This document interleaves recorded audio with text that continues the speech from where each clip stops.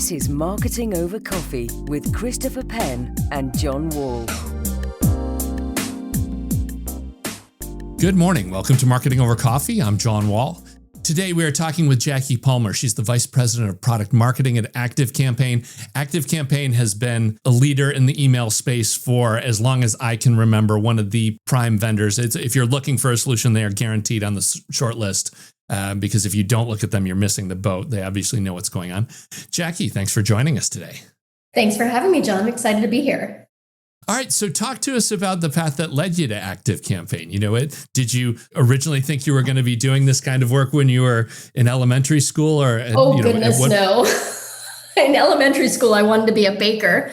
That was my dream, was to open like a tea and scone shop. And then I decided, wait a minute, that's not a good idea because you have to get up at like 4 a.m. and that's a terrible thing to do. So no, I made my way into tech kind of randomly, but I always had been working with what eventually became marketing technology. At the beginning, it was like customer analytics and really understanding what your customers were doing and sort of applying my kind of math brain to figuring out how to get better connected with your customers. And over time, because I'm dating myself, I'm kind of old. I'm pre the whole marketing automation era. Obviously, marketing automation came about, and getting in touch with your customers and understanding them and getting more one-to-one with them gave me that opportunity to apply all the things that I had done in my early career into marketing automation. And so I took a couple of side steps away from marketing technology, but always wanted to come back to marketing technology. And so ActiveCampaign gave me that opportunity. And I love what I do here. And the company is amazing. And like you said, we've got our start in email marketing, but now do so much more, from what was the old kind of marketing automation to now what we call autonomous marketing, flipping it a little bit around so that the marketing is doing things for you in an autonomous fashion, suggesting to you all the things that you can do to improve your marketing, to get better connected with your customers, to really drive those relationships home and hopefully increase your revenue as you're doing it. So that sounds good. Well, yeah, and I kind of forced it down the channel of email, but talk to us about where ActiveCampaign is today. What's the initial pitch when you're talking to prospects? What do you guys say that you do? Yeah, I think that what we say is we're, a leading autonomous marketing platform. That's our kind of go-to mantra right now. We focus on the small and medium-sized businesses, about 170 different countries, lots of different industries, SaaS technology, e-commerce, healthcare, education is another big one for us. Lots of different ones. Also, another area that we focus on as well is franchises and multi-locations. There's a variety of different places that you can use and benefit from ActiveCampaign, whether you're creating a newsletter for your audience or driving home a full multi-channel campaign strategy across email, SMS, WhatsApp, you name it, from the smallest companies of 1 or 2 people all the way up to mid-sized companies as well. Okay. And the thing that really drove this was we've been doing some stuff with deliverability. So I wanted to check in, and talk to you about that specifically, as far as, especially with small to medium businesses. This is so important. We see all the time these small businesses, blind copying everybody. And next thing they know, their email address is polluted and they can't do anything. So tell us more about that. How do you guys make those headaches go away for small to medium? Yeah, we've always focused on deliverability as one of our top sort of key areas to get to. An email tool tester over the number of years have tested us against our competitors and always come out with ActiveCampaign on top. We've got a great customer story. I think it just got published recently from Parrish Law, which is a small law firm, about 100 people in there, or less actually. And they were boosting their open rates from 17% to 40% using ActiveCampaign's AI testing and AI capabilities. And that just it's not only deliverability, right? It's, you got to get into the inbox and then you've got to get them to open it. And so how can you really focus on that? And from a deliverability perspective, University of Albany improved their email deliverability from 47% to 99% after moving off of MailChimp onto ActiveCampaign. So that was a huge story that was also recently published. So check that one out on our website or on our social channels. You can see a great video of University of Albany's story there as well. Okay, yeah. I mean, I try to stay clear of vendor battles, but unfortunately, Yeah. Well, no. I will admit that yes, you can get. I've seen that firsthand. So again, there's a reason why I've called you to come on today to talk to us about Well, we this. appreciate that for sure. But like you said, it's the software is not the only thing you have to do to focus on deliverability, right? You've got to do a lot. There's a lot of things going on behind the scenes other than just sort of setting up an email to make sure that you get into the inboxes. And in fact, everybody's changing things around now. We just saw, I think it was yesterday, that Gmail published their AI overviews, and they're going to be popping things up using AI in the top of the Gmail inbox as well. And so yes, you might get into the inbox, but how do you now make sure that you're at the top of this AI overview thing in Gmail? So that's just came out yesterday. We're still absorbing that and trying to understand how we can guide our customers to that. But I think it's going to be a really interesting year, if you will, as we all try to figure out not just deliverability, but also now figuring out how to get to the top of the email inbox with AI. It's the whole thing about GEO, AEO, and trying to get to the top of the search things. Now we're going to have to do the same thing in email. So we got to figure it out. That's what 2026 is for.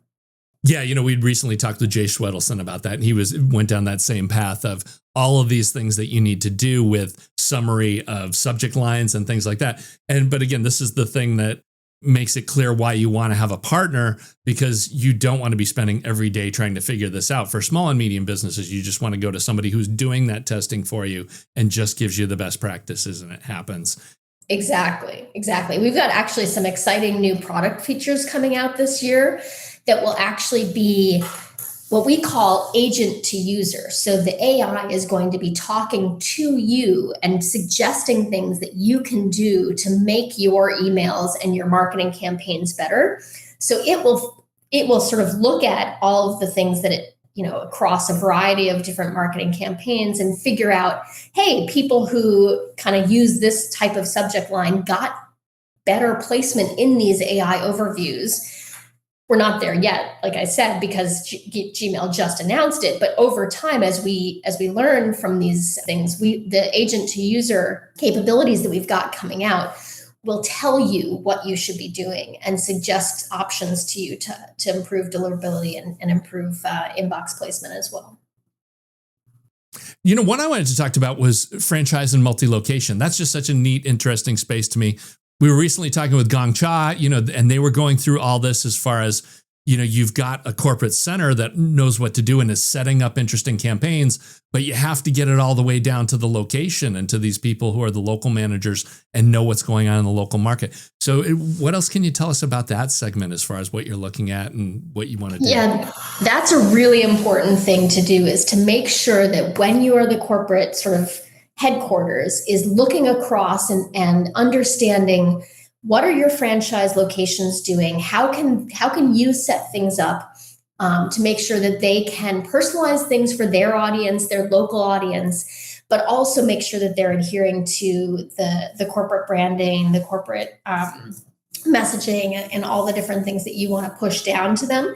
So ActiveCampaign offers this franchise-specific version called ActiveCampaign HQ, or ActiveCampaign Headquarters, right? Where the headquarters team has a central view of everything that the franchises are doing and all the different things, but they can set up the brand kit and push that down. And then the franchisees can take that, and they can also, the headquarters can also push down different campaign structures, and the franchisees can take that and then personalize that. So we've got one of our customers, Painting with a Twist. They do those, have wine and paint a thing. My daughter and I did that once, and it was kind of fun. She obviously didn't drink the wine. She was kind of younger then, but I had a little bit of wine.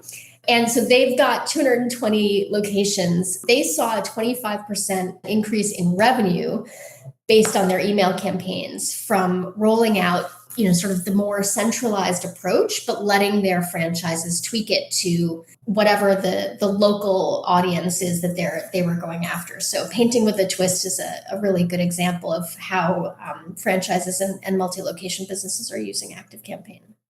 Another segment that when we were going over all the things you guys are working on, for me was influencers. I had never thought about, you just immediately think social and YouTube. Why would an influencer, well, I know why an influencer would, but I just didn't think that they had matured to that point where there were influencers who are smart enough to take advantage of this. So how are they different from the average customer, or is it pretty much just the regular thing? They just need to be brought up to speed and do what they need to do. I think the influencer, to me, an influencer is the penultimate marketer, right? They're marketing themselves and they're marketing, they've got the products that they're focusing on and marketing those out.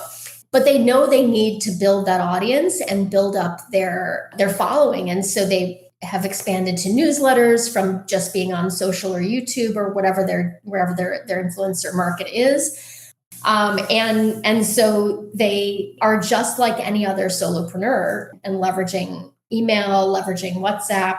I think actually, now that I'm thinking about it, they would be a great one to sort of leverage some of the additional channels that ActiveCampaign can do and sort of look at the, if you're a top influencer, if you want to get beyond, your current audience base, how can you expand that audience base? Moving to different channels is going to help you do that. Yeah. Tell us more about that, because that was also news to me, the fact that you can just go straight into WhatsApp, and what other channels now are part of it's not just the email thing.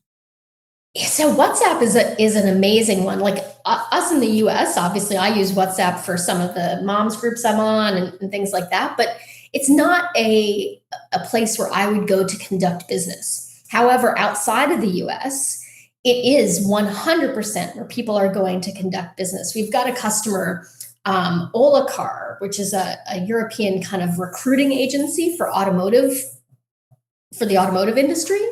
And they use WhatsApp as their primary recruiting tool. They actually even give possible candidates surveys on WhatsApp as you answer, in WhatsApp, answering a question to see whether they would be a good fit for a potential job, which is wild to me. Like I wouldn't, in the US, I don't know that I would sort of apply for a job on WhatsApp, but Olacar, which is European based and also expanding into Latin America, is focusing on that. So it's really, really interesting to see how the international market is leaning into WhatsApp as a business location, right? Where a lot of the businesses in Latin America are actually solely on WhatsApp as their only channel. They don't even have email addresses. They just get WhatsApp. Yeah, we've been watching that for years. It's been really interesting how WhatsApp, there was a time where we thought that was just going to eat everything. The thing that I've noticed in the US is SMS is growing, right? So with the advent of RCS, I don't know if that's something that you guys have talked much about lately, but with the advent of RCS, you can actually do a lot more of the sort of funky things that you can do in WhatsApp in an SMS message. And so I've seen, even just on my own, like my own Verizon interactions, with my cell phone provider, and they're using RCS, and you can actually do a lot more in those SMS messages. So I think for us, SMS is going to be another sort of area where business is going to be conducted. Maybe we don't lean in as heavily to WhatsApp. Maybe we switch over to RCS and SMS. So that'll be an interesting thing to watch out for this year as well. Yeah. How about, does SMS come out of the box, or how does that work as far as with ActiveCampaign? It's an add-on. It's something that we, most of our customers use email, at least the US customers use email and something else, right? So for us, SMS is an add-on. You can always opportunistically play around with it, test it out, and then add it on as another channel. We offer WhatsApp as a standalone channel, but not yet SMS. That is coming, hopefully, where if you just do your business only on SMS, you can do that. But right now it's an add-on with our email product. Oh, that's interesting. But I didn't know you could break it off from email. You could just do WhatsApp as a sole product. Yeah, we noticed because more than 50% of our business is done out of the US. We noticed that a lot of the companies outside of the US, like I said, don't even collect emails. And so we offer WhatsApp as a standalone product, email as another product channel, and then SMS on top of either one of those. I hadn't even thought of that with so many customers outside the US that have a lot stricter legal guidance as far as what can be done with email. By just chopping that off, that saves you a whole lot of headache as far as getting through the sales process. That's great. Yeah. And it's also easier to get started, like if you've got email, you can get started with that and then later add on SMS and WhatsApp. If you've just got WhatsApp, you can get started with that and later add on the other ones as well. And obviously, social channels, advertising channels, those are all things that we do a lot of business with as well in connecting into other platforms through our connector interface. We've got over 1,000, I think now. We just did a press release last year that we did over 1,000 connected integrations with other marketing technology vendors out there. So. Yeah, it's amazing. The integration game is just so critical today too. Everybody's got some weird product that they've got that they need to connect to. It can get you through the buying process. Okay, so we're talking about automation and having the system tell you what needs to be done and where to go. But also you guys recently announced you had a press release about Claude. What's going on with that? One of the things that we've noticed is, particularly for our customers that are, like I said, small and medium businesses, is they want to do things in the tools that they've become familiar with, whether that's Claude, ChatGPT, just sitting in your Google with Gemini now. Gemini's sort of been giving Claude and ChatGPT a run for their money. Is the idea of being able to get your marketing insights directly in those tools that you're spending some of your day in. Was something that was super compelling to our users. And so what we released was the first marketing automation platform to be on a designated Claude connector. And so the thing that you can do is you can ask Claude, hey, how's my campaign doing? And then you can say, ActiveCampaign will feed it back through Claude and talk about, sort of what the results of your campaign were. And then you can say, hey, what if I wanted to improve this campaign? And Claude can actually leverage the insights that it gets from ActiveCampaign, combine it with its usual knowledge of, all the different things that you've fed it in terms of your content, your writing style, things like that, and maybe create a different type of campaign, subject line for you that would potentially be tested back in ActiveCampaign. And so the ability to leverage ActiveCampaign directly in Claude and have the insights pulled into Claude, but also then leverage all of the things and all your history that you've got and your relationship that you've built with Claude. Not a crazy relationship, hopefully, but a normal relationship that you have with an LLM. And be able to leverage that into your marketing was something that our customers were super excited about. And so that was really important to us to become that first marketing automation platform connected out to Claude. And you can also do that in ChatGPT as well. And we're working on Gemini for hopefully later this year. We've just come through the holiday season. I mean, this is huge for you and all of your clients. Anything notable in the past few months as far as how this holiday season went compared to what people were expecting? I mean, I think all of us as marketers are still trying to figure ourselves out of 2025, right? The game completely shifted on us and changed. But I think the positive thing is that the 2025 holiday season was not a bad one, right? We were actually seeing some good momentum and I think we've got a lot of things to be really excited about in 2026 as more and more is, like I said, I think with being able to leverage the AI to do more things for you and to suggest things for you, that can help us in 2026 get more personalized. One of the things that we've seen our customers get more and more interested in this over this last year is advanced personalization and sort of making things accessible, the trend of sort of democratized marketing and making things more accessible to every business, particularly for our companies that are smaller, right? They don't have a ton of people that they're working with. They may not even have a title in their name of marketer, but they're doing marketing.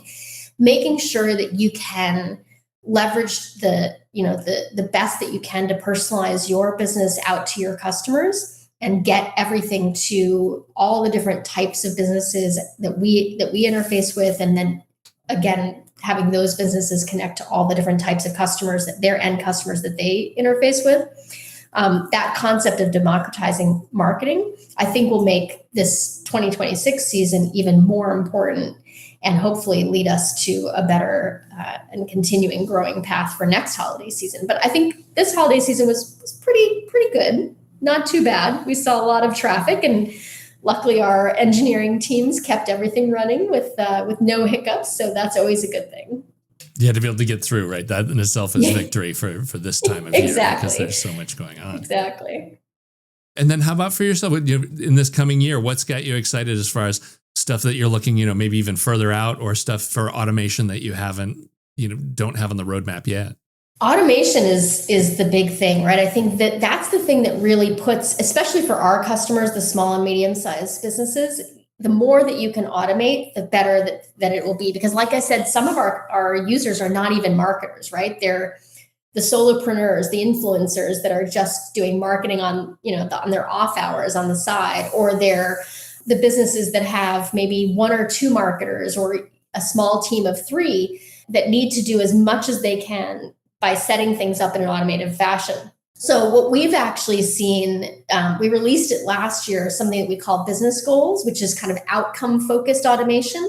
That I think will be an area that we see a lot of interest in over 2026, is sort of setting goals and then having something like an ActiveCampaign use artificial intelligence or AI or LLMs or whatever you want to call it, to figure out what's the smartest way to achieve those goals. Like, what are the campaigns that you should be running to achieve this goal of, increasing your revenue by 10%? Or if I just have a goal specific to this one campaign, what things do I need to tweak? Do I need to improve my segmentation? Do I need to send an additional sub-segment? Do I need to tweak my subject line? Do I need to tweak this image? Do I need to do something to get this single campaign to its goal, right? So you can set a goal for a particular campaign. You can set a goal for your larger marketing efforts. And that sort of outcome-driven automation is really where I think the small and medium businesses are going to be able to benefit in 2026, is being able to sort of not set it and forget it, but really kind of set it and look at what the tools are going to provide to you as suggestions to get improvements to meet your goals. That sounds great. And how about, have you got anything for our audience as far as, books, movie, film, anything you've picked up in the past couple months that you can recommend to the audience here? Well, movies, my daughter and I over the holiday break went to go see Marty Supreme. I have to say it was like watching a car wreck. It was cringy, but you can't look away, right? Like, you're just sitting there like, this guy's going to be a really horrible person, and he's a really horrible thing. But it was a really compelling story. So that one was a good one. I'm not a big nonfiction reader, but I'm a big fantasy and fiction reader. So I hit a number of books over the holiday season. My husband would laugh at me because I read a bunch of romantasy, but that's what makes me happy over the vacation time, right? Right, when you're not working. Yeah, exactly. When I'm not working. Exactly. When I'm not working. When I'm not thinking about how to get email deliverability out there or improve your outcomes with open rates or things like that. So yeah, how about any series or anything along those lines that you could throw out for somebody that wants to just explore that, who's never been in there? A romantasy series? Yeah. Oh, goodness. The quintessential one is Court of Thorn and Roses, which is kind of like a young adult leaning into older adult. My son read it first, and when I read it, I was like, wait a minute. Are you sure? Are you sure this was a good one for you to read as a teenager? But yeah, it's a little spicy. Oh, that's perfect. That was exactly what I was looking for. I knew you'd off the top of you, because for every genre, there's always something that's like, oh yeah, that's the one you start with. Like everybody. Yeah, I think that's the one you start with. Okay, great. If somebody wants to learn more about ActiveCampaign, what's the best way to get in touch or learn more? Definitely come to our website, activecampaign.com. We've got everything that you need there. We also have the autonomous marketing newsletter that we just recently started in I think October. That is a great space to learn about how to become a more sort of forward-thinking marketer, not just marketing automation, but now, like I said, autonomous marketing. So being able to learn what do you need to know to be a marketer in 2026. So sign up for our autonomous marketing newsletter. You can find that on our website as well. And then we've got, a whole series of webinars and things like that related to autonomous marketing that you can learn more on. And in fact, actually an autonomous marketing class that you can take as well. So that I think is probably the best way to sort of power up your learning in this new year and understand a bit more about ActiveCampaign. That sounds great. We'll have links to all that stuff in the show notes. You can sign up for the Marketing Over Coffee newsletter at 617-812-5494. And of course, over at marketingovercoffee.com are all the back episodes, and you can sign up for the newsletter over there. Jackie, thanks for joining us today. Thanks for having me, John. This has been so much fun.